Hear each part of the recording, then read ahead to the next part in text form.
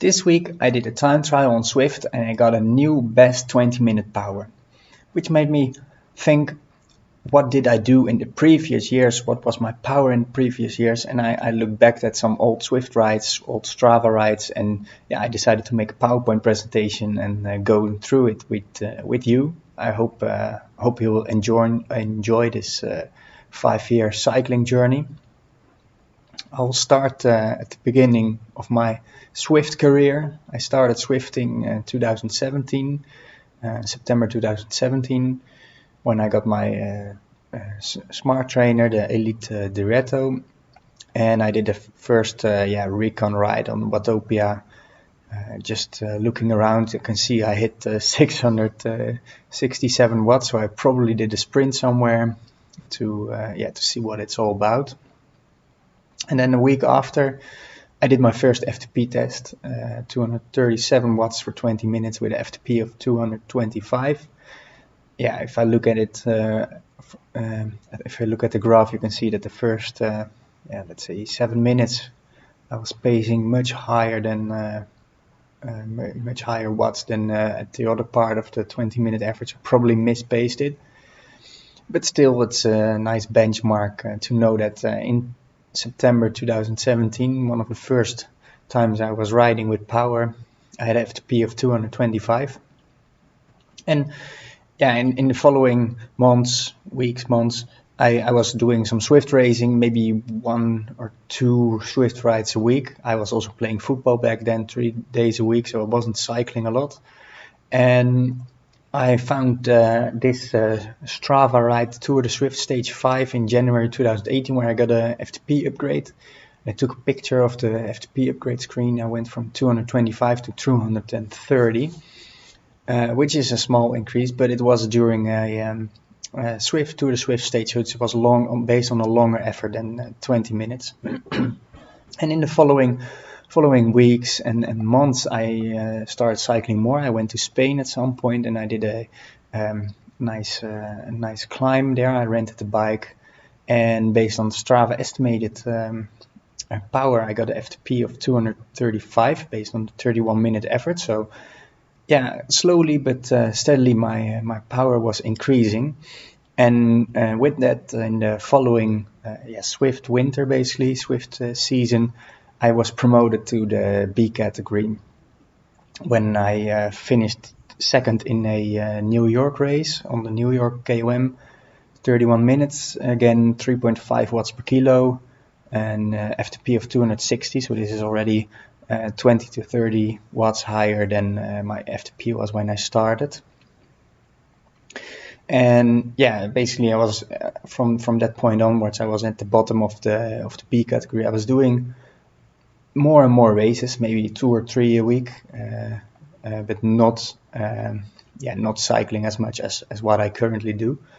And if we then go a year later, so continuing with all these Zwift races and riding outside as well, I did a ramp test in 2020, and here based on the ramp test, I had 286 watts. So again, 1 year later, 20 watts higher.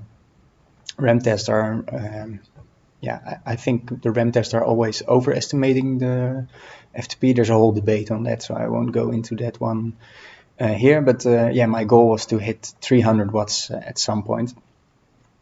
And obviously we know what happens in 2020, but for me that triggered my my cycling addiction, basically. If we look at this graph on intervals, you can see 2018 on the left hand side, 2019, 2020, 2021, 22, and currently 23. You can see that I was cycling every few months. There was a bigger ride, for example 100k ride, and then not a lot of steady solid training blocks in here. 2019, in the winter of 2019, you can see I started cycling more, and then I basically continued doing so, and then starting 2020 I just kept on cycling all the time. Maybe a few periods where I was cycling a bit less due to work or other stuff, but I was having much more rides starting 2020. but I couldn't really get out of the B category. So you can see, if you look at my FTP here, the orange graph, you can see that it's going up. It's almost going to 300, and then at some point, I'm getting stuck basically. So 300 is this gray line. I'm getting stuck below 300 watts for a really long time. I was stuck in the B category for a really long time. I couldn't get out of it, but what I found was, the 20-minute efforts, which you base your FTP on, are not my specialty. But I was getting stronger at the shorter efforts. I was getting stronger at the repeated efforts. And that's also why I decided to do a time till exhaustion test at some point in 2021. I did set my erg mode to 340 watts, and I could do this for 8 minutes and 30 seconds, which was basically the Volcano KOM.